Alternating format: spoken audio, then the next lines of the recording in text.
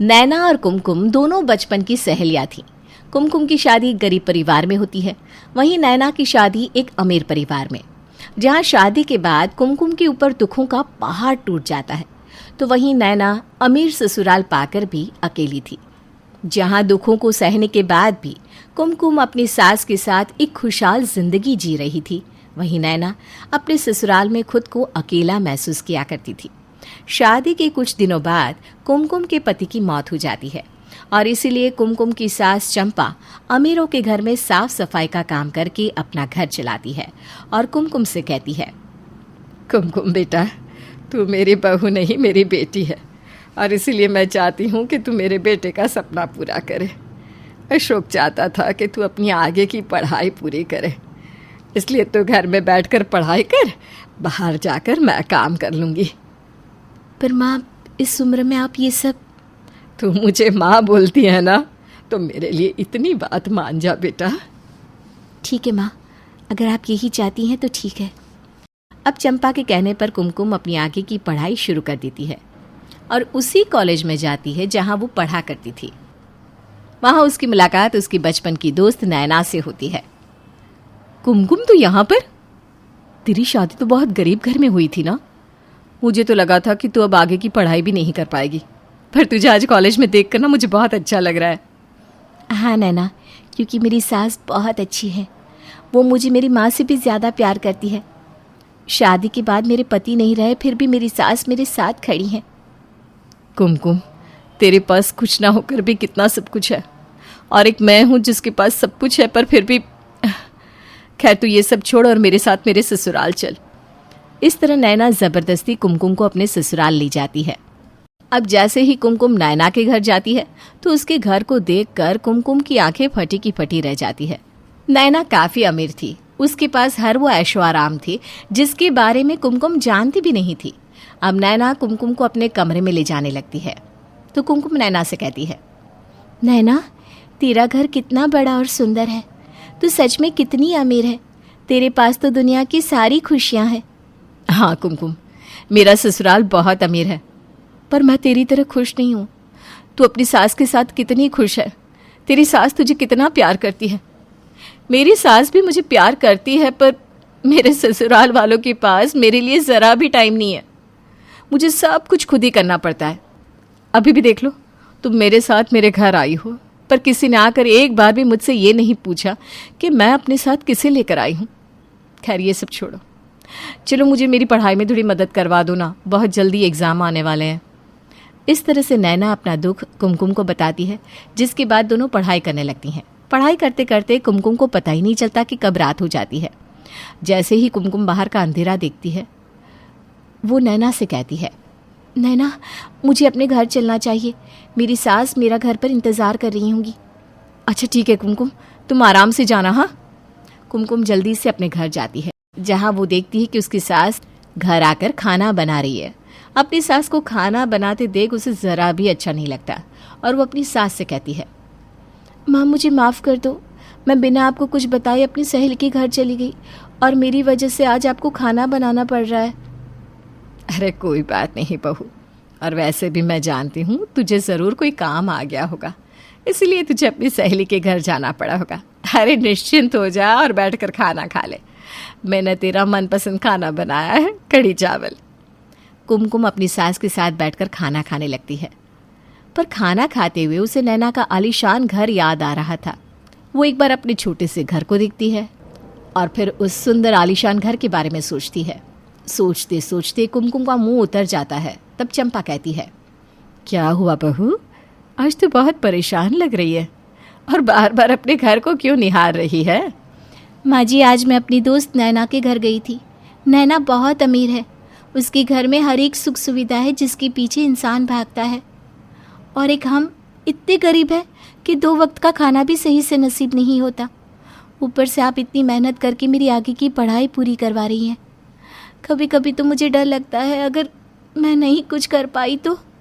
अरे बहू, शुभ शुभ बोल। मुझे तुझ पर पूरा यकीन है। तू मेरे स्वर्गवासी बेटे का और मेरा सपना एक दिन ज़रूर पूरा करेगी और हमें इस गरीबी से भी मुक्त करेगी। इस तरह से चंपा कुमकुम का हौसला बढ़ाती है और कुमकुम अपने दिमाग से अमीर गरीब ससुराल होने का ख्याल निकाल देती है। अब पढ़ाई की वजह से कुमकुम का आना जाना नैना के घर में लगा रहता है, लेकिन उसे अपनी सहेली का अकेलापन महसूस करना अच्छा नहीं लगता, तो वो उसकी सास को खरी खोटी सुनाती है। नैना की सास को अपनी गलती का एहसास होता है और वो अपनी बहू का ख्याल रखने लगती है। अब ऐसे ही कुछ दिन बीत जाते हैं। एक दिन अचानक चंपा की तबीयत खराब हो जाती है। माँ जी, आपकी तबीयत तो बहुत खराब है। अब जब तक आप ठीक नहीं हो जाती आप कहीं भी नहीं जाएंगी। आप चुपचाप से घर में रहकर आराम कीजिए। अरे बहू, अगर मैं घर में बैठ गई तो घर कैसे चलेगा? तेरे कॉलेज की फीस भी तो बनी है और मुझे अपने स्वर्गवासी बेटे का सपना भी पूरा करना है। माँ जी, सब ठीक हो जाएगा, आप बस मेरे साथ डॉक्टर के पास चलिए। कुमकुम चंपा को डॉक्टर के पास ले जाती है, जहाँ उसकी मुलाकात नैना से होती है। दवाई लेने के बाद कुमकुम के पास इतने पैसे नहीं होते कि वो डॉक्टर की फीस जमा कर पाए। इस बारे में जब नैना को पता चलता है तो वो अपनी दवाई के साथ चंपा की दवाई की भी फीस भर देती है और कुमकुम से कहती है, कुमकुम, अगर तुम्हें कभी भी पैसों की ज़रूरत पड़े तो तुम बेझिझक मुझे बताना और अपनी सास का ख्याल रखना। नैना, अगर आज तुम नहीं होती तो शायद मैं अपनी सास की दवाई नहीं ले पाती। मैं कैसे तुम्हारा शुक्रिया अदा करूं मेरी मदद करने के लिए। इसमें शुक्रिया अदा करने वाली कौन सी बात है? कुमकुम, हम दोनों दोस्त हैं और तुम्हारे लिए मैं इतना तो कर ही सकती हूँ ना। इस तरह से कुमकुम चंपा के साथ घर आ जाती है, पर तबीयत खराब होने की वजह से चंपा काम करने नहीं जा पाती। अब घर की सारी जिम्मेदारी कुमकुम के ऊपर आ जाती है, जिस वजह से वो अपनी पढ़ाई फिर से एक बार छोड़ देती है। जब कुछ दिनों तक कुमकुम कॉलेज नहीं आती तो एक दिन नैना अपनी सास के साथ कुमकुम के घर आती है और उसकी गरीबी देखकर कहती है, कुमकुम, तुम इतनी मुसीबतों से घिरी हुई हो, फिर भी तुमने मुझे कुछ नहीं बताया। क्या मैं तुम्हारी दोस्त नहीं हूँ? नैना, तुमने पहले ही मेरी इतनी मदद की है, मैं तुमसे और मदद नहीं ले सकती थी, बस इसलिए। एक दोस्त से मदद लेने में हर्ज क्या है कुमकुम? और वैसे भी तुम एक ब्रिलियंट स्टूडेंट हो। अगर तुम जैसा स्टूडेंट अपनी गरीबी की वजह से आगे नहीं बढ़ पाएगा तो हमारा देश तरक्की कैसे करेगा? तुम पढ़ने में बहुत अच्छी हो, मैं नहीं चाहती कि तुम अपनी गरीबी की वजह से अपनी पढ़ाई छोड़ दो। नैना, चाहती तो मैं भी यही हूँ कि मैं आगे की पढ़ाई पूरी कर पाऊँ, पर मेरी गरीबी ने मेरे पैरों को जकड़ा हुआ है। ये बेड़ियाँ मुझे कभी आगे नहीं बढ़ने देगी। कुमकुम बेटा, जैसे नैना मेरी बहू है उसी तरह से तुम भी मेरी बहू जैसी हो। तुम आगे बढ़ो, तुम्हारी मदद हम करेंगे और जिस दिन तुम अच्छी नौकरी करने लगोगी उस दिन हमें हमारे पैसे चुका देना। अभी उधार के तौर पर ही ले लो। अब कुमकुम अपने दोस्त से कुछ पैसे उधार लेकर अपनी सास का इलाज करवाती है, साथ ही अपनी आगे की पढ़ाई भी पूरी करती है। बहुत जल्द कुमकुम की सरकारी नौकरी लग जाती है और इस तरह से नैना अपने और कुमकुम के बीच से अमीर और गरीब ससुराल की दीवार को खत्म कर देती है। कुमकुम एक सरकारी एम्प्लॉय बनकर अपनी गरीबी को खत्म कर देती है और अपने स्वर्गवासी पति के सपने को पूरा करती है। कानपुर के हंसते खेलते शर्मा परिवार में अभी अभी एंट्री हुई थी नई बहू तन्वी की। बड़ा बेटा अक्षय की शादी नंदिनी से होकर 4 साल बीत गए थे। पिछले 4 सालों से शर्मा परिवार में ही क्या, उनके आदर्श मोहल्ले में भी किसी की शादी नहीं हुई। इसी वजह से नई बहू तन्वी को देखने, तन्वी से मिलने मोहल्ले की औरतें भीड़ लगा रही थी। मनीषा, तेरी बहू तो एकदम चांद की तरह चमक रही है। मोहल्ले की सारी औरतें कह रही थी मनीषा की नई बहू तन्वी मोहल्ले की सबसे खूबसूरत बहू है। वो तो है, तन्वी वाकई बहुत सुंदर है और बोली भी कितनी मीठी है, चाल ढाल में भी सही लग रही है। तूने बताया कि चाय भी बड़ी अच्छी बनाती है, इस हिसाब से तो सर्वगुण संपन्न है। सच में तन्वी सर्वगुण संपन्न है। देखा जाए तो वैसे उसमें एक भी कमी नहीं है। बड़ों की इज्जत करती है, काम काज भी सही है। एक बार ये मोहल्ले की सारी औरतें यहाँ से चली जाए ना तो अपनी बहू की नजर उतार लेना।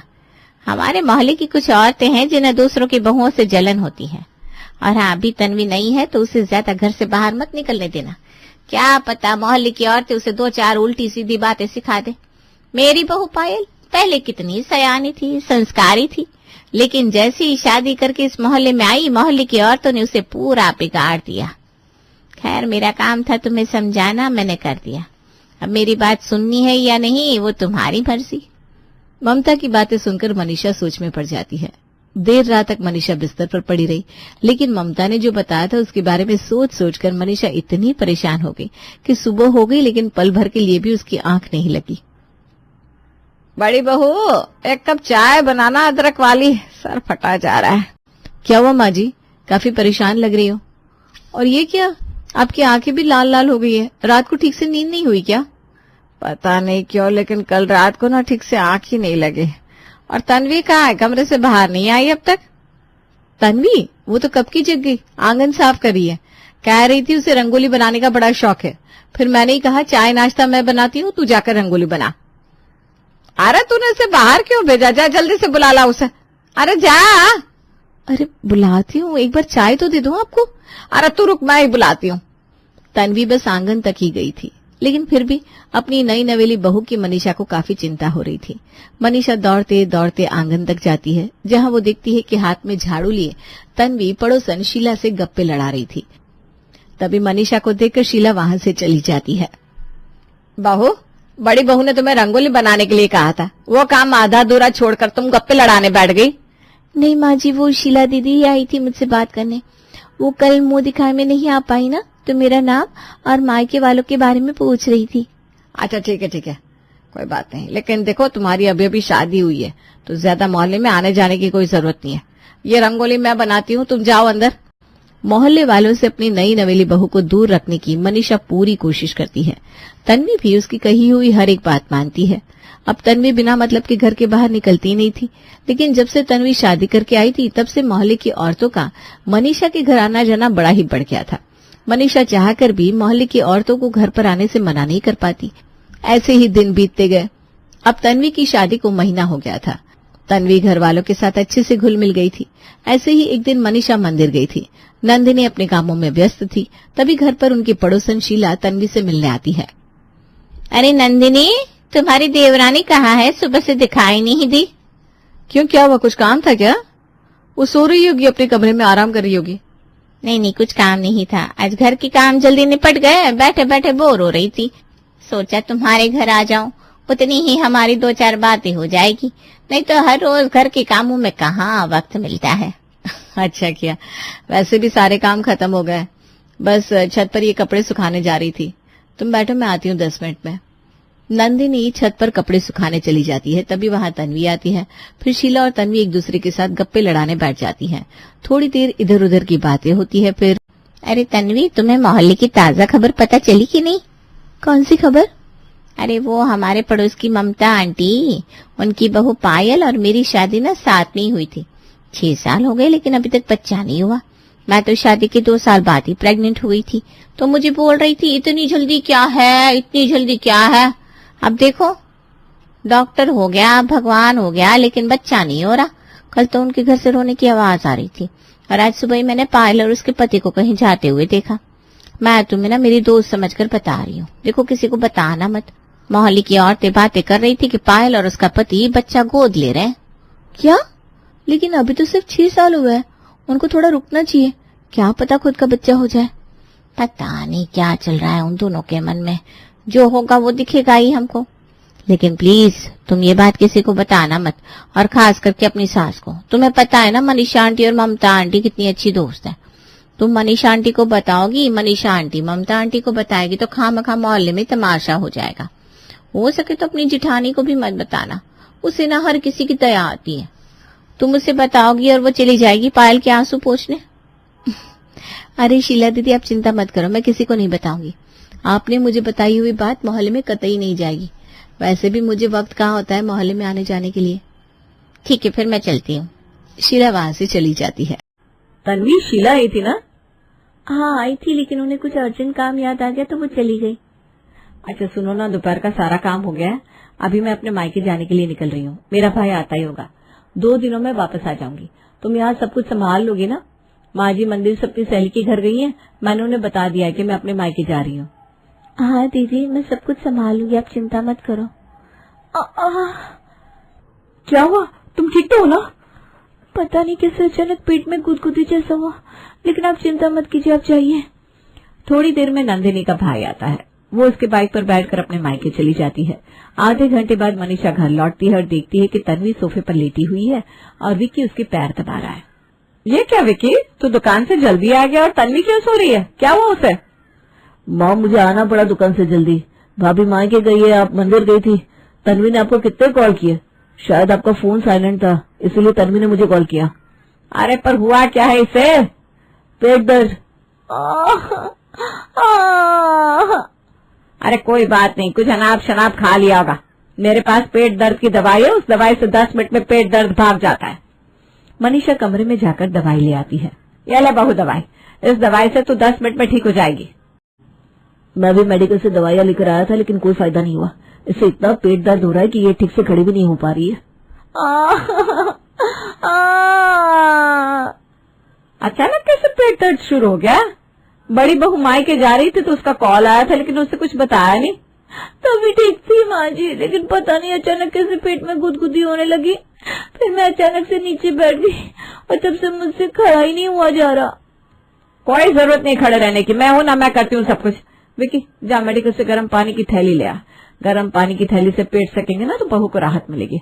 तब तक मैं बहू के लिए नींबू पानी बनाती हूँ। अचानक से तन्वी को पेट दर्द शुरू हो गया था। मनीषा अपने घरेलू नुस्खे आजमा रही थी। विकी भी मेडिकल से घर और घर से मेडिकल भाग दौड़ कर रहा था। अब पेट दर्द शुरू हुए 3 घंटे बीत गए।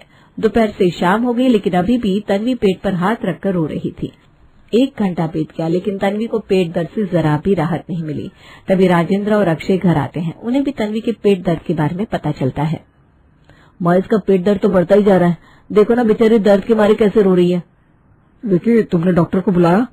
ये क्या बात हुई? तुम्हें डॉक्टर को बुलाना चाहिए था। दोपहर से तन्वी को तकलीफ हो रही है। डॉक्टर आते तो 10 मिनट में पक्का इलाज बताते। मुझे लगा घरेलू इलाज से बहू को राहत मिल जाएगी, लेकिन अभी लग रहा है कि डॉक्टर को बुलाना पड़ेगा। अरे इन्होंने नहीं बुलाया तो क्या हुआ, तू बुला ले। जल्दी से फोन कर डॉक्टर को, बेचारी बच्ची दर्द के मारे रो रही है। अक्षय डॉक्टर को फोन करता है। डॉक्टर तन्वी को चेक करने घर आते हैं। क्या हुआ डॉक्टर, तन्वी को कोई परेशानी की बात है क्या? वैसे तो सब कुछ नॉर्मल है, पेट दर्द की ऐसी कोई खास वजह नहीं लग रही। पेट पर सूजन भी नहीं है। शायद इन्होंने कुछ भारी भरकम उठाया होगा, नहीं तो कुछ अनाप शनाप खा लिया होगा। मेरी बहू को सिर्फ कपड़ों की बकेट ही उठानी पड़ती है। ऐसा ज्यादा भारी कुछ है ही नहीं घर में उठाने के लिए, और जो हम सबने खाया था वही तो इसने खाया है। तो फिर सिर्फ बहू को ही पेट दर्द क्यों हो रहा है? देखो, मुझे पेट दर्द की कुछ खास वजह नजर नहीं आ रही। वैसे तो ये बिल्कुल ठीक है। बेवजह दवाइयां खिलाने से कुछ गलत असर हो सकता है, तो आप इन्हें थोड़ी थोड़ी देर में सौंफ का पानी या फिर सौंप दीजिए। शायद एसिडिटी और गैस की वजह से पेट दर्द हो रहा होगा, इन्हें राहत मिल जाएगी। इस पेट दर्द के चक्कर में दोपहर से शाम हो गई, शाम से रात, लेकिन तन्वी की हालत में जरा भी बदलाव नहीं आया। विक्की तन्वी को अपने कमरे में ले जाता है। बड़ी बहू घर पर नहीं थी, छोटी बहू बीमार थी, तो मनीषा किचन में रात का खाना बनाने चली जाती है। मनीषा किचन में खाना बनाते बनाते पेट दर्द भगाने के लिए कोई असरदार इलाज ढूंढ रही थी। बड़ी बहू को भी आज ही मायके जाना था। मेरा तो खाना बनाने में बिल्कुल मन नहीं लग रहा। पता नहीं क्या हुआ होगा तन्वी को। पेट दर्द कितना भी गहरा क्यों ना हो, अजवाइन के पानी से तो तुरंत भाग जाता है, लेकिन ये बहू का पेट दर्द है कि जाने का नाम ही नहीं ले रहा। नींबू पानी हो गया, अजवाइन का पानी हो गया, सौंफ की तो आधी बर्निंग खत्म हो गई। बहू को दही खिलाकर भी देख लिया, लेकिन बहू की स्थिति में कोई बदलाव नहीं आया। मनीषा किचन में खड़ी रहकर खुद से बड़बड़ा रही थी। तभी पड़ोसन ममता हाथ में कटोरा लिए मनीषा के घर आती है। मनीषा, मुझे ना आधा कटोरा चावल चाहिए था, मिलेगा क्या? हाँ हाँ, क्यों नहीं, ला इधर से कटोरा। और ये क्या, तुम्हारे घर में 2 बहू हैं, लेकिन खाना तुम्हें बनाना पड़ रहा है? बड़ी बहू मायके गई है और छोटी बहू तन्वी को ना दोपहर से पेट दर्द हो रहा है। बड़ी बहू मायके जा रही थी तब उसने मुझे फोन किया था। तब तक तो सब कुछ ठीक था, लेकिन पता नहीं कैसे अचानक इसके पेट में दर्द होना शुरू हो गया। अरे फिर अजवाइन का या सौंफ का पानी पिला देना था। अरे सारे घरेलू नुस्खे हो गए, डॉक्टर भी आकर गया, लेकिन बहू को इतना पेट दर्द हो रहा है कि वो ठीक से खड़ी भी नहीं हो पा रही है। अच्छा, फिर तो मुझे कुछ गड़बड़ लग रही है। अरे वही तो, बहू के पेट में गड़बड़ी तो हो रही है। 10 बार टॉयलेट के चक्कर भी लगा कर आई, लेकिन उससे भी कुछ ज्यादा फायदा नहीं हुआ। ये पेट दर्द इतना जिद्दी है कि जाने का नाम ही नहीं ले रहा। मैं तो परेशान हो गई हूँ। अरे मैं तन्वी के पेट में जो गड़बड़ी है उसकी बात नहीं कर रही हूँ। मैंने तुझे बताया था ना, अपनी बहू की नजर उतार। मोहल्ले की औरतें नजरें लगाती हैं। देख, लग गई ना तन्वी को नजर। तन्वी दिखने में सुंदर है, कामकाज में बढ़िया है, इधर की बात उधर नहीं करती, सुशील, संस्कारी है। स्वभाव की और सुंदरता के मोहल्ले में उसकी हर रोज चर्चा होती है। अब तू ही बता, किसी की बहू इतनी सर्वगुण संपन्न होगी तो मोहल्ले की औरतों को पेट में तो दुखेगा ही। उनको तुम्हारी बहू से जलन हुई और उन्होंने उसे नजर लगा दी, इसीलिए दवाइयों से या फिर घरेलू नुस्खे से ये पेट दर्द जा नहीं रहा। हे भगवान, ये बात तो मेरे दिमाग में आई नहीं। पता नहीं क्या बिगाड़ा था मैंने और मेरी बहू ने किसी का, जो उसे इतनी बुरी नजर लगा दी। ममता, अब मैं क्या करूं, तू ही कुछ रास्ता बता। पहले जाकर बहू की नजर उतार, फिर भगवान के सामने दिया जलाकर मन्नत मांग, शायद कुछ फर्क पड़े। मैंने सुना है एक बार बुरी नजर लगती है ना तो ठीक होने में समय लगता है। खैर तन्वी का ख्याल रख, मैं चलती हूँ। ममता की बात सुनकर मनीषा परेशान हो जाती है। हाथ में जो काम था वो छोड़कर तुरंत तन्वी के कमरे में जाती है। कुछ राहत मिली क्या बहू को? नहीं माँ, अभी तक तो नहीं। मैं कॉलेज से आ रही थी, भैया ने मुझे बताया भाभी की तबीयत के बारे में, तो मैं अभी ना मेडिकल से कुछ दवाइयाँ लेकर आई, लेकिन कोई फायदा नहीं हुआ। भैया अभी मेडिकल पर गए हैं ORS लाने। भाभी कुछ खा पी भी नहीं रही है। अरे इतनी देर थोड़ी ना पेट दर्द रहता है। मेरा तो दिमाग खराब कर दिया इस पेट दर्द ने। पता नहीं किसकी नजर लग गई मेरे घर को। तन्वी, मैंने तुम्हें मना किया था ना मोहल्ले में आने जाने के लिए। जरूर मोहल्ले की औरतों की तुम्हें बुरी नजर लगी होगी। वैसे भी वो शीला की सास कैसे घूर कर देखती रहती है तुम्हें। माँ जी, आपसे बिना पूछे मैं कभी भी मोहल्ले में नहीं जाती, किसी भी औरत से बात नहीं करती। पता नहीं ये पेट दर्द कैसे पीछे पड़ गया मेरा। मेरी तो हालत खराब हो गई है, ना उठा जा रहा है ना बैठा जा रहा है। दोपहर से पेट में एक निवाला तक नहीं है। अरे तुम रो मत बहू, मैं तुम्हारी नजर उतारती हूँ, अभी भाग जाएगा पेट दर्द। मनीषा तन्वी की नजर उतारती है, गाय को चारा खिलाने की मदद मांगती है। उसके बाद भी घंटा बीत जाता है, लेकिन तन्वी के पेट दर्द में कोई बदलाव नहीं आता। उल्टा तन्वी के पेट दर्द की ये बात पूरे मोहल्ले में फैल जाती है। नई बहू बीमार है, नई बहू बीमार है, ऐसा कहते हुए अब हर कोई मनीषा के घर तन्वी की तबीयत पूछने आ रहा था। देखते ही देखते घर में भीड़ जमा हो गई। इस पेट दर्द की खबर जिठानी नंदिनी तक भी पहुंच जाती है। वो भी दौड़ी दौड़ी अपने ससुराल आती है। तन्वी, अचानक से क्या हो गया तुम्हें? दोपहर तक तो तुम ठीक थी, अचानक तुम्हारे पेट में इतना दर्द हो गया कि तुम्हारे पेट दर्द की बात मोहल्ले तक पहुंच गई। क्या करूं दीदी, मुझे तो कुछ समझ में नहीं आ रहा। अचानक से पेट में इतना दर्द शुरू हुआ कि रुकने का नाम नहीं ले रहा। अच्छा मुझे ठीक से बताओ, तुमने आज क्या क्या किया सुबह से? पेट दर्द से तन्वी का ध्यान हटाने के लिए नंदिनी उसे बातों में उलझाने की कोशिश करती है। मैं सुबह उठी, फिर ब्रश किया, उसके बाद स्नान किया, नाश्ता बनाया, इनका टिफिन पैक किया, साफ सफाई की। उसके बाद ना शीला आई थी, उसके साथ बातें की। वो बता रही थी ममता आंटी की बहू पायल की शादी को 6 साल हो गए, लेकिन उनको अभी तक बच्चा नहीं हुआ, इसलिए अब वो बच्चा गोद ले रहे हैं। उसके बाद आप गई और तब से ये पेट दर्द शुरू हो गया। शीला ने ये पायल की बात तुझे भी बताई? तुझे भी मतलब आपको भी बताई है? हाँ, और उसकी बताई हुई ये बात झूठ है। सच तो यह है कि पायल प्रेग्नेंट है। शीला की आदत है मोहल्ले में झूठी बातें फैलाने की। झूठी कहेगी। उसने मुझे बताया कि मैं ये बात किसी को ना बताऊं, और खुद पूरे मोहल्ले में ढिंढोरा पीट रही है। तन्वी और नंदिनी की बातें चल रही थी, तभी सभी घर वाले वहां आ जाते हैं। तन्वी को हंसते खेलते दिखते हैं। ये क्या तन्वी, तुम्हारे हंसने की आवाज बाहर तक आ रही है? तुम्हारे पेट में तो दर्द है ना?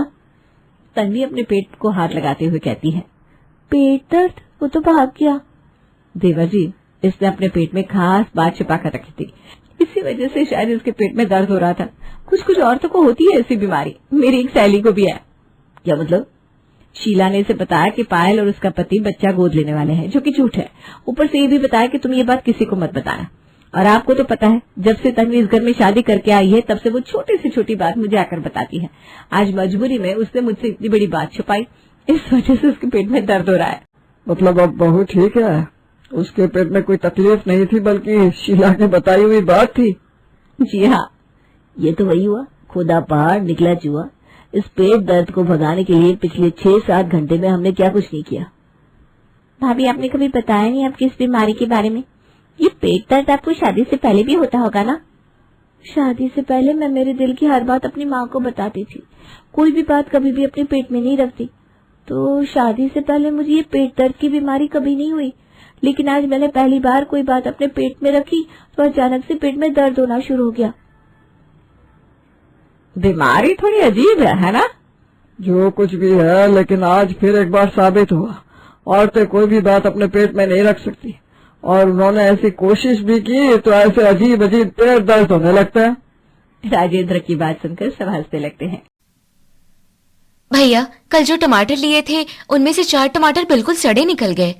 भाभी जी, आपकी ये आदत बिल्कुल सही नहीं है। अगर अगले दिन कोई सब्जी सड़ जाए तो वापस करने चली आती हो। मैं भी सब्जी खरीद के लाता हूँ, उसके अंदर थोड़ी ना घुसता हूँ। तुम्हें क्या लगता है तुम सड़ी सब्जी दे जाओगी और मैं कुछ कहूंगी भी नहीं? इन टमाटरों को बदल लोगी तो 1 किलो आलू खरीद लूंगी। सब्जी वाला सोचता है और फिर ठीक है भाभी जी, टमाटर बदल देता हूँ और 1 किलो आलू तौल देता हूँ। रुको, आलू मैं देख कर लूंगी, वरना छोटे छोटे आलू भर देते हो। और हाँ, थोड़ा धनिया और हरी मिर्च भी डाल देना। भाभी जी, कल 1 किलो टमाटर के साथ 10 रुपए का धनिया फ्री ले गई थी और हरी मिर्च आसमान छू रही है। आप फ्री में लेने की बात कर रही हो। ठीक है, फिर आलू रहने दो, ये टमाटर मैं लेकर जा रही हूँ। भाभी जी, टमाटर बदल लिए पर आलू ये तो ले जाओ। टमाटर बदलवा कर रागिनी फुर हो गई। ये आज की झिकझिक नहीं थी। रागिनी हर रोज सब्जी वाले से 10-10 रुपए बचाती। कुछ होते हैं लालची और कुछ होते हैं रागिनी के जैसे, जो पार्टी में मिली फ्री में मिली पानी की बोतल भी घर ले आए। टमाटर लेकर रागिनी घर में घुसती है। बहू, ये 4 टमाटर लेकर कहाँ से आ रही है? मम्मी जी, कल सब्जी वाले ने 4 टमाटर खराब दे दिए तो उन्हें बदल कर लाई हूँ। रागिनी, तूने कल टमाटर थैली से बाहर नहीं निकाले इसलिए सड़ गए होंगे, और अगर सब्जी वाले ने दे भी दिए तो बदलता कौन है? मम्मी जी, आलू तो रखे ही हैं। अब ये 4 टमाटर शाम की सब्जी में काम आ जाएंगे, वरना अलग से सब्जी खरीदनी पड़ती। आज विनोद की छुट्टी है तो चाय भी नहीं बनाई? मम्मी जी, अभी बना देती हूँ चाय। वो चाय बनाने गई पर चीनी का डिब्बा खाली। उसने तुरंत कैलेंडर देखा। हे भगवान, आज तो 28 तारीख है, मतलब महीना पूरा होने से 2 दिन पहले ही चीनी खत्म।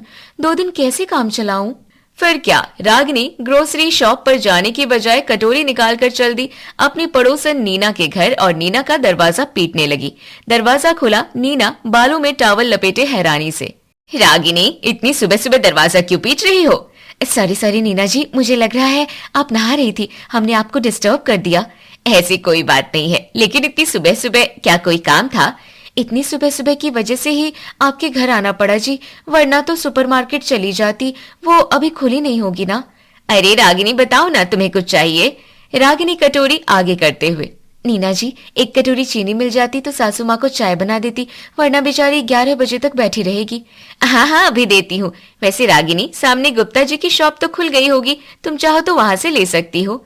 ना नीना जी, ये गुप्ता जी तो चीनी के नाम पर धब्बा बेचते हैं। इनकी चीनी बिल्कुल पीली और लो क्वालिटी की होती है। हम पैसे डालते हैं, कॉम्प्रोमाइज क्यों करें? ठीक है, अंदर आ जाओ, मैं तुम्हें चीनी दे देती हूँ। जी, थोड़ा जल्दी करिएगा। रागिनी का कुछ राशन तो नीना के घर से कटोरी कटोरी भर के आ ही जाता था। साधना को अपनी बहू की लालच भरी आदतें बिल्कुल पसंद नहीं थी। 2 दिन बाद रागिनी हॉल में। विनोद जी, आज तो 1 तारीख है, राशन का सामान लाना होगा, पैसे दे दीजिए। हाँ रागिनी, अभी देता हूँ। बेटा, इसे थोड़े ज्यादा पैसे दे देना, महीना खत्म होने से पहले ही इसका राशन खत्म हो जाता है, फिर इधर उधर भागती है। जी मम्मी, मैं अभी देता हूँ। बहू, इस बार राशन सही से खरीद कर लाना, तू सस्ता देखकर बेकार चावल खरीद लाई थी। मम्मी जी, चावल तो वही चल रहे हैं, ज्यादा ले लिए थे तो इस महीने वही चलेंगे। विनोद रूम से बाहर आकर पैसे देते हुए। ये लो धर्मपत्नी जी, पूरे 10,000 रुपए, कुछ पैसे बचाकर राशन ले आना। विनोद, तुझे पता है कितनी महंगाई है और तू बहू से कह रहा है कि 10,000 रुपए में से पैसे बचाकर राशन भी ले आना। मम्मी जी, आप चिंता मत करिए, हम मैनेज कर लेंगे। राशन का थैला उठाकर रागिनी सुपरमार्केट नहीं, गुप्ता जी की दुकान पर पहुंच गई। वही गुप्ता जी जिनकी 2 दिन पहले बुराई कर रही थी, अब सुपरमार्केट में पैसे कम नहीं करा सकती, पर गुप्ता जी के कान खाकर 100 के 90 तो करा ही सकती है। गुप्ता जी, ये लीजिए राशन की लिस्ट, सामान पैक कर दीजिए। लिस्ट लाइए रागिनी जी, अभी सामान निकाल के देता हूँ। जी गुप्ता जी। गुप्ता जी जीरा तौलते हैं। गुप्ता जी देखिए, 250 ग्राम से कम लग रहा है, थोड़ा और डालिए। मुझे तो बराबर लग रहा है, लेकिन आप कह रही हैं तो थोड़ा बढ़ा देता हूँ। चीनी तौलते हुए। पिछली बार आपने चीनी बड़ी गीली गीली और बेकार सी दे दी थी, इस बार चीनी अच्छी लग रही है तो थोड़ा ज्यादा डाल देना। पिछली बार आधी चीनी तो बेकार हो गई। आपके अलावा किसी कस्टमर ने कंप्लेंट नहीं की। खैर, मैं थोड़ी सी बढ़ा देता हूँ। गुप्ता जी ने सारा सामान थैले में रख दिया। ये लीजिए, आपके 8,200 रुपए हो गए। ये लीजिए, पूरे 8,000 रुपए। रागिनी जी, इतना कम नहीं हो पाएगा, सारा पैकेट वाला सामान है, इसमें इतनी कमाई नहीं होती। गुप्ता जी, इतना सामान लिया है, क्या 200 रुपए कम नहीं कर सकते? आप जितने रुपए कम कर रही हैं उतने तो मैंने कमाए नहीं है, मैं भी पैसों से सामान लाता हूँ। ठीक है, ये लीजिए 100 रुपए। अब एक पैसा नहीं दूंगी, वरना सामान छोड़कर चली जाऊंगी। रागिनी जी, एक तो तौल में सामान बढ़ा लेती है, पैसे देने के टाइम झिक झिक। अच्छा लाइए, ये लीजिए। रागिनी राशन का थैला उठाकर वहां से घर चली जाती है। घर पहुंचते ही वो हैरान हो गई। उसकी चाची आशा उसकी सास के साथ चाय की चुस्कियां लगा रही थी। रागिनी आ गई, कब से तेरी चाची तुझे पूछ रही थी। चाची आप अचानक कैसे? आपने बताया भी नहीं कि आप आने वाली हैं।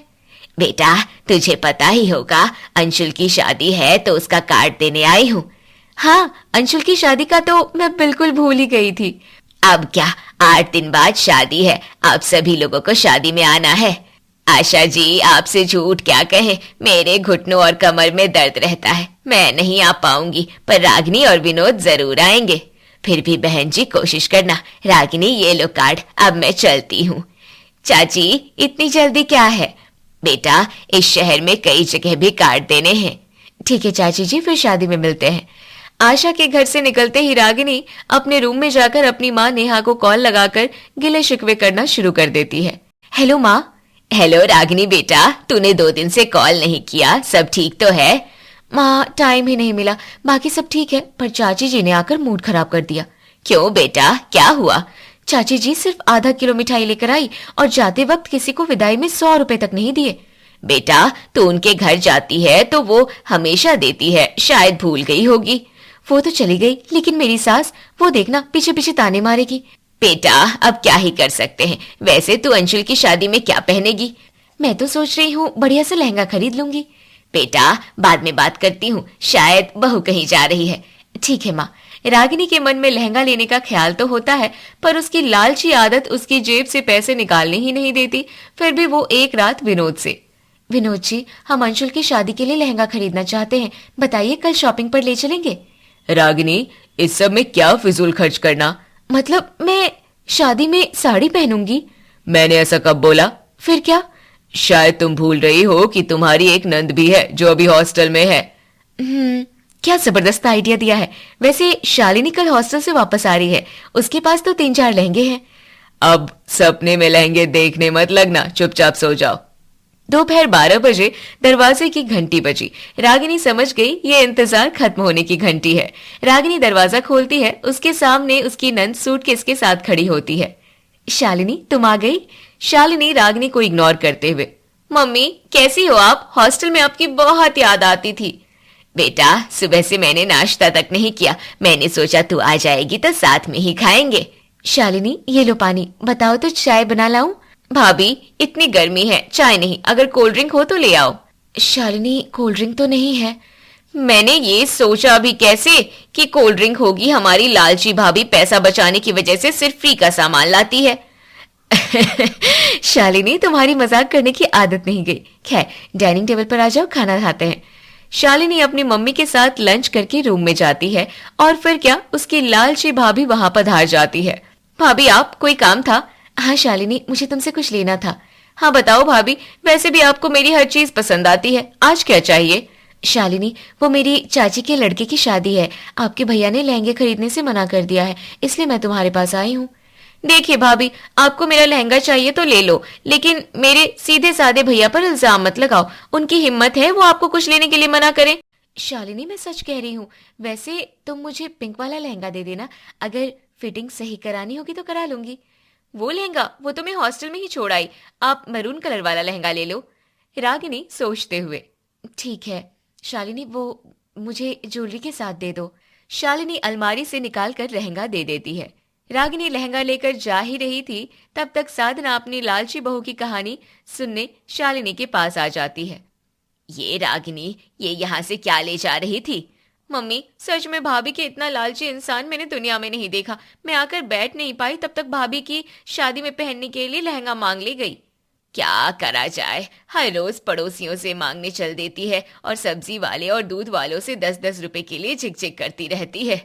अब क्या ही कर सकते हो, भैया तो इतने सीधे हैं और ये हर चीज पर मुंह फुलाए रहती है। तू ज्यादा मत सोच, आराम कर ले। दिन गुजरते हैं और रागिनी अपने भाई की शादी के लिए अपने मायके पहुंच जाती है। शादी वाले दिन रागिनी मरून लहंगा पहनकर तैयार हो जाती है। शादी में खाना गाना नाचना सब कुछ हो जाता है। अब आती है मेहमानों की विदाई की बारी। आशा, तूने सब लड़कियों की विदाई कर दी, अब रागिनी की भी कर दे। चाची जी, वैसे ये विदाई वगैरह की कोई जरूरत नहीं है, अब हम निकलते हैं। ऐसे कैसे दामाद जी, अभी तो हम आपकी विदाई अपने घर से करेंगे।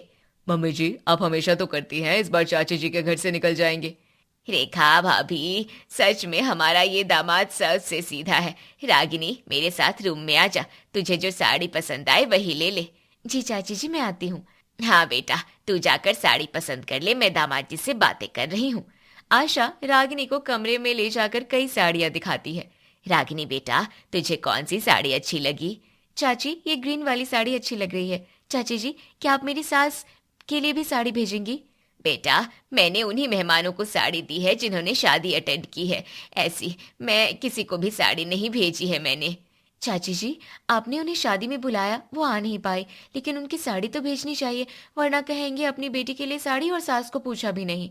ठीक है बेटा, एक साड़ी उनके लिए भी पसंद कर ले, ये लाइट कलर में सही रहेगी। और आपके दामाद जी के लिए पैंट शर्ट लाई है क्या, या कुर्ता पैजामा? रागिनी बेटा, मैंने जेंट्स के कपड़ों का नहीं रखा है, उन्हें मैं लिफाफा दे दूंगी। चाची जी, हमारे यहाँ ऐसा नहीं चलता, हमारे यहाँ तो लड़की और दामाद को जोड़े से ही कपड़े देते हैं, वरना ससुराल वाले बातें बनाएंगे। रागिनी, अब शादी में इतना खर्चा हो गया है कि जेंट्स के कपड़े लेने के लिए बजट ही नहीं रहा। ठीक है, फिर आप लिफाफा ही दे दीजिए, अब इन सब के लिए मुझे ही सुनना पड़ेगा। खैर, बहू के घर से आई खाने पीने की चीज पैक करने में कंजूसी मत करना। नहीं बेटा, खूब सारी मिठाइयाँ और पूरी बांध दी है, एक डिब्बा भर मठरी भी पैक कर दी है। और नहीं तो क्या चाची जी, हम अपने भाई की शादी की खुशी में मोहल्ले भर में बांटेंगे। लालची रागिनी अपनी चाची के यहाँ से 2 साड़ियाँ और पूरे घर के लिए लिफाफे और साथ में ढेर सारा खाना पैक करवा के अब चली अपनी माँ के घर। हॉल में बैठे उसके भैया और भाभी की नजर उस पर पड़ी। लो जी, आ गई आपकी लालची बहन, अब देखना ये मेरी जेब खाली करवा के ही जाएगी। रागिनी हॉल में आती है। आइए दीदी, जीजा जी बैठिए, मैं आपके लिए चाय बना कर लाती हूँ। भाभी जी, चाय वाय रहने दीजिए, वो तो मम्मी जी का मन था इसलिए चले आए, वरना हम निकल ही रहे थे। फिर भी कुछ तो खाइए। भाभी, इतना पूछना क्या, कोई आपके घर आया है, कुछ तो खिलाओगी? जी दीदी, अभी लाई। नेहा घर पर बनी क्रिस्पी सी मूंगफली की नमकीन और कोल्ड ड्रिंक लाती है। ये लीजिए, मूंगफली की नमकीन घर पर ही बनाई है। हाँ माँ, इस बार हमारे खेत में मूंगफली और चना की दाल की फसल हुई थी। और क्या बेटा, खूब बढ़िया पैदावार हुई है। मम्मी जी, भाई से कहकर 10 किलो मूंगफली और 10 किलो दाल मेरी गाड़ी में रखवा दो। दीदी, आप कहे तो ये नमकीन भी बांध दूं, कल ही बनाई है। भाभी जी, कैसी बातें कर रही हो, इसकी कोई जरूरत नहीं है। रागिनी, तू 10 किलो चने की दाल का क्या करेगी? तेरे घर में 5 लोग ही हैं, ज्यादा दिन रखा तो खराब हो जाएगी। भैया, 5 किलो का बेसन पिसवा दूंगी, बाकी दाल के काम में आ जाएगी। तू जा, दाल और मूंगफली स्टोर रूम से निकाल कर रागिनी की गाड़ी में डाल दे। ठीक है माँ। मम्मी जी का वश चले तो रागिनी दीदी की गाड़ी में यहाँ के टेबल फर्नीचर भी बनवा दे। हे भगवान, कोई इतना लालची कैसे हो सकता है? भाभी, आप कुछ कह रही हैं? हाँ, मैं तो ये सोच रही थी, जीजाजी ने मना कर दिया, वरना एक डिब्बा नमकीन भी बांध देती। भाभी, आपका इतना ही मन है तो प्लीज पैक कर दीजिए, ये नमकीन बहुत अच्छी है। रागिनी अपनी माँ से मोटे लिफाफे और ढेर सारा अनाज लेकर अपने ससुराल पहुंचती है। अब इतना कुछ मायके से लेकर आई तो सास को तो खुश होना ही था, लेकिन यहाँ तो कुछ उल्टा ही हुआ। विनोद ने अनाज के थैले लाकर हॉल में रखे। ये लीजिए मम्मी, आपको मूंगफली बहुत पसंद है, अपनी ससुराल से ढेर सारी मूंगफली ले आया हूँ। भैया, दूसरे थैले में क्या है? चने की दाल, पूरे 6 महीने चलेगी और बेसन लेने की भी जरूरत नहीं पड़ेगी। मम्मी जी, ये लीजिए, चाची जी ने आपके लिए साड़ी और शालिनी के लिए कपड़ों के पैसे भेजे हैं, साथ में ढेर सारे लड्डू पूड़ी भी भेजे हैं। रागिनी, ये सब क्या है, मुझे समझ में नहीं आता। अगर तुम्हें मांगने का इतना ही शौक है तो कटोरा लेकर सिग्नल पर खड़ी हो जाओ। मम्मी, सही कह रही हो, भाभी की लालची आदत की वजह से ही चाचा जी ने इतनी पूड़ियाँ और लड्डू बांधे होंगे, और जो हम 15 दिन में भी खत्म नहीं कर पाएंगे। वैसे तेरी चाची ने मेरे लिए साड़ी क्यों भेजी जब मैं वहां गई ही नहीं? तो मेरी साड़ी की क्या जरूरत, तूने ही कुछ बोला होगा। मम्मी, उनके लड़के की शादी थी, इस खुशी में भेजी होगी। अब मुझे तो एक रुमाल तक नहीं दिया, तुम्हें साड़ी मिल गई तो खुश होना चाहिए। शादी के घर में वैसे ही इतने खर्च होते हैं, तेरी उनसे कपड़ों की उम्मीद रखना सही है? विनोद, तू तो इन बातों में दिमाग ही नहीं चलाता था। मम्मी, ये संगत का असर है, भाभी के साथ रहकर भैया की भी लालची आदत हो गई है, वरना हम लोगों को भाभी के मायके से आई चीजों में कोई दिलचस्पी नहीं है। वही तो रागिनी, जब तेरी माँ ने ये दाल और मूंगफली बांधी तो तूने मना नहीं किया। तू तो इस तरह अनाज बांध कर लाई है जैसे कि यहाँ भूखे मर रहे हो। रागिनी की आंखों में आंसू आ गए। भाभी, आपकी लालच की आदत से हम सब वाकिफ हैं। मम्मी जी जो पूछ रही है उसका जवाब दो। रागिनी विनोद को देखते हुए, मम्मी जी, जब हम लोग अनाज लेने ही गए थे तो मम्मी जी को मना क्या करते, बल्कि मैंने तो कहकर ज्यादा अनाज बंधवाया। अनाज लेने? मतलब तुम तो वहां अपने चचेरे भाई की शादी में गई थी। मम्मी जी, विनोद जी को जब पता लगा मेरे मायके में चने की दाल और मूंगफली की फसल हुई है, तब से ही वो वहां से मूंगफली और दाल मंगवाने की बात कर रहे थे। जब मैं वहां गई तो इन्होंने ही मुझे अनाज मांगने पर मजबूर किया। आहा, जब खुद को सही साबित नहीं कर पाए तो भैया को गलत बता रही है। आप लोग मुझे लालची लालची कहते हो, ये सब मैं खुद नहीं करती, बल्कि विनोद जी के कहने पर ही करती हूँ। मुझे कुछ समझ नहीं आ रहा तू क्या कह रही है। पहले शांत हो जा फिर बता। मम्मी जी, जो मैं सड़ी हुई सब्जियां सब्जी वाले से बदलती हूँ, दूध वाले से लीटर से ज्यादा दूध डलवाना, महीने से पहले राशन खत्म हो जाना, पर नीना जी के घर से मांग कर लाना, ये सब मैं आपके बेटे के कहने पर करती हूँ। विनोद, बहू जो कह रही है क्या वो सच है? मम्मी, मैं क्या करूं? अगर मैं इस तरह ना करूं तो सैलरी से मिल रहे सारे पैसे घर में खर्चे में ही उड़ जाएंगे। तू अपनी सैलरी के पैसे ऐसे जमा करेगा तो कहाँ ले जाएगा? मतलब आप कहना क्या चाहती है, सारे पैसे उड़ा दिए जाए? बेटा, अगर तेरे पास पैसे कम है तो मुझे बोल दिया होता, मैं अपनी पेंशन के पैसे से एक्स्ट्रा खर्च उठा लेती। इस तरह बहू के मायके से अनाज लेकर आना और मोटे मोटे लिफाफे लाना ये भीख मांगने से कम नहीं है। भाभी, मुझे माफ कर देना, मैं तो हमेशा आपको लालची बोलती रही, लेकिन असल में मेरा खुद का भाई ही लालची है। मम्मी, ये आखिरी बार था, आज से मैं रागिनी को किसी चीज की कमी नहीं होने दूंगा। ईशा बहू, तूने मुझे अभी तक चाय नहीं दी। लाई माँ जी। ईशा बहू, मेरा आज का अखबार कहाँ है? लाई पिताजी। ईशा, मेरे कपड़ों पर प्रेस कर दो यार। बस 2 मिनट में कर रही हूँ नीलेश जी। ये है ईशा और उसका ससुराल। ईशा अपनी सास कल्याणी, ससुर सुरेश और पति नीलेश के साथ रहती है। वो अकेले ही सारा घर संभालती है और साथ ही जॉब भी करती है। इस वजह से ईशा के ऊपर दोहरे काम का बोझ होता है। वो दिन भर काम में लगी रहती। कल्याणी की बहू घर में सबका ध्यान रखती है, लेकिन उसका ध्यान कोई नहीं रखता। एक दिन कल्याणी अपनी बहू से कहती है, बहू, तू ऑफिस जाने के लिए तैयार हो गई? जी माँ जी, बस निकल ही रही हूँ। बहू, बहुत सारे कपड़े इकट्ठे हो गए हैं, तू धोकर ही चली जाती तो ठीक रहता। माँ, मुझे ऑफिस के लिए देर हो रही है, मैं छुट्टी वाले दिन धो दूंगी। बहू, छुट्टी तो 3-4 दिन बाद होगी, तब तक तो और भी ज्यादा इकट्ठे हो जाएंगे। एक काम कर, धोकर चली जा। ऑफिस में तुझे कौन सा कोई काम रहता होगा, फ्री ही तो होती होगी ना वहां पर। माँ जी, ऑफिस में बहुत काम होता है, मैं ऑफिस से आकर कपड़े धो लूंगी। ईशा ये बोलकर ऑफिस के लिए निकल जाती है और शाम को घर आते ही कपड़े धोने बैठ जाती है। कपड़े धोने के बाद वो किचन की सफाई करती है और बाद में सबके लिए खाना बनाती है। तभी कल्याणी कहती है, क्या कर रही हो बहू? खाना बना रही हूँ माँ जी, बस बन ही गया। तूने बस सब्जी बनाई है, दाल भी बना ले बहू। तुझे पता है ना, तेरे ससुर जी को रात में बस दाल ही पसंद है। ईशा अपनी सास की बात सुनकर दाल भी बना देती है। थोड़ी देर बाद सब खाना खाकर सो जाते हैं। ईशा भी अपने कमरे में जा रही होती है कि तभी उसकी सास कहती है, बहू, सोने जा रही हो क्या? हाँ माँ जी, सोने जा रही हूँ। आपको कुछ काम था क्या? अरे भला मुझे क्या काम होगा तुझसे। मैं तो ये बोल रही थी कि रात को गंदे बर्तन रखे रहना ठीक नहीं है। अरे धो देना सारे बर्तन। सुबह तू सबका नाश्ता बनाएगी तो तुझे ही परेशानी होगी। लेकिन माँ जी, मैं थक गई हूँ, अब हिम्मत नहीं है, सुबह जल्दी उठकर धो दूंगी। अरे बहू, ऐसे भी क्या हल चला लिया तूने जो तेरे अंदर हिम्मत नहीं है। आजकल की पीढ़ी को जितनी छूट मिली है उतना ही तुम लोगों से काम नहीं होता। हमारे ज़माने में कोई भी सुख सुविधा नहीं थी, फिर भी हम हाथ से ही घर का सारा काम करते थे। लेकिन माँ जी। अरे छोड़ बहू, तू लेकिन वैकिन, ससुराल में रहने का और काम करने का सलीका होता है। पर लगता है तेरी माँ ने कुछ सिखाया नहीं तुझे। कल्याणी ने ईशा को खूब सुनाया। उसके बाद ईशा को बर्तन धोकर ही सोना पड़ा। ऐसे ही कल्याणी अपनी बहू से बहुत काम करवाती थी। एक दिन ईशा के ऑफिस की छुट्टी थी तो कल्याणी ने उससे कहा, बहू आज तो तेरी छुट्टी है, तो क्या करने का इरादा है? माँ जी कई महीने हो गए नीलेश जी और मैं कहीं बाहर घूमने नहीं गए, तो उनके साथ बाहर घूमने जाऊंगी।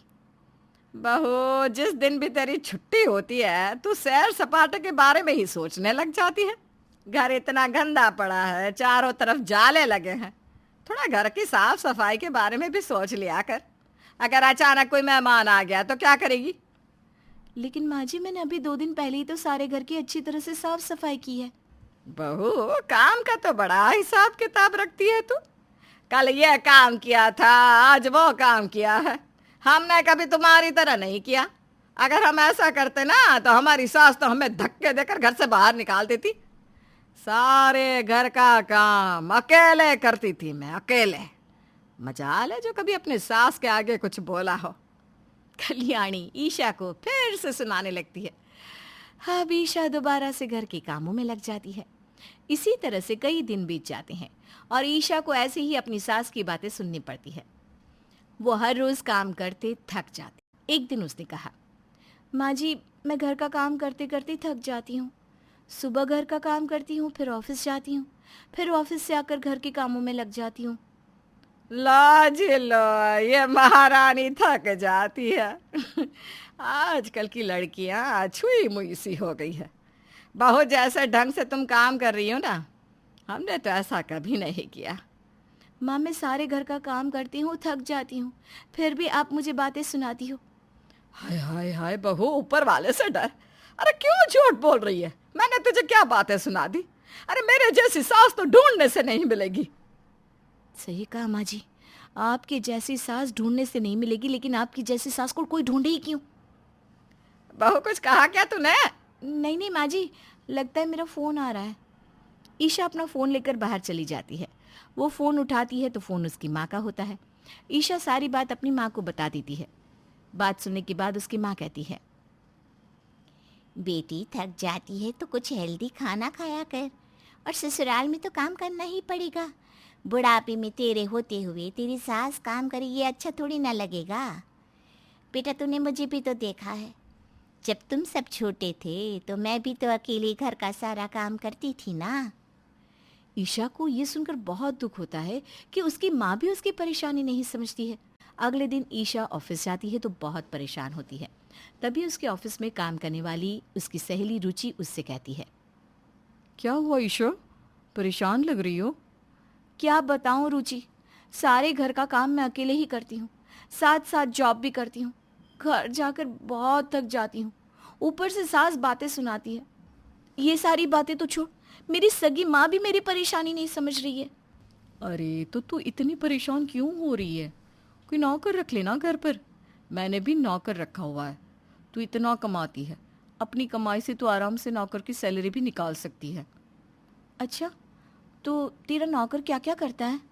देख, घर की साफ सफाई, झाड़ू पोछा और बर्तन तो वही करता है, साथ साथ बाहर का सामान लाता है और खाना बनवाने में भी मदद करता है।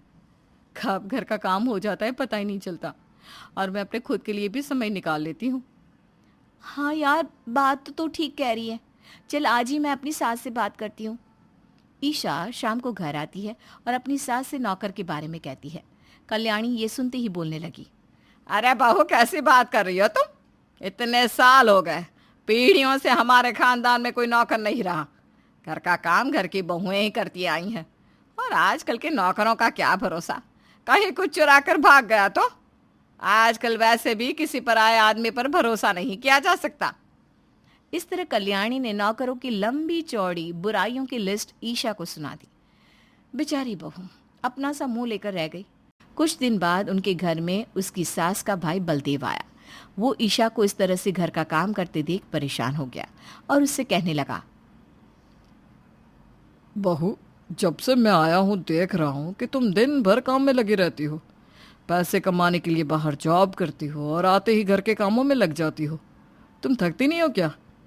मामा जी बहुत थक जाती हूँ, लेकिन इस घर में कोई मेरी परेशानी नहीं समझता। मैंने नौकर रखने के लिए भी बोला तो माँ जी ने मना कर दिया। लेकिन बहू, इस तरह से काम करोगी तो बीमार पड़ जाओगी। काम के चक्कर में अपनी सेहत के साथ तो समझौता मत करो। मैं तो बोल बोल कर थक गई हूँ मामा जी, अगर आपके पास कोई रास्ता है तो बताओ मुझे। मेरे पास इस बीमारी का इलाज है।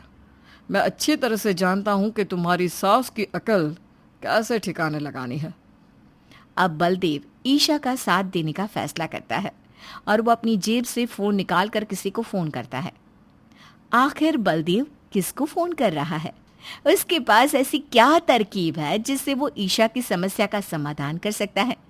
क्या कल्याणी अपनी बहू की परेशानी कभी समझ पाएगी, या फिर ईशा हमेशा ऐसे ही दोहरे काम की चक्की में पीसती रहेगी? अगर आपको इन सभी सवालों के जवाब चाहिए तो हमें कमेंट करके जरूर बताएं। साथ ही ऐसी रोचक कहानी देखने के लिए हमारे चैनल को सब्सक्राइब करना ना भूलें।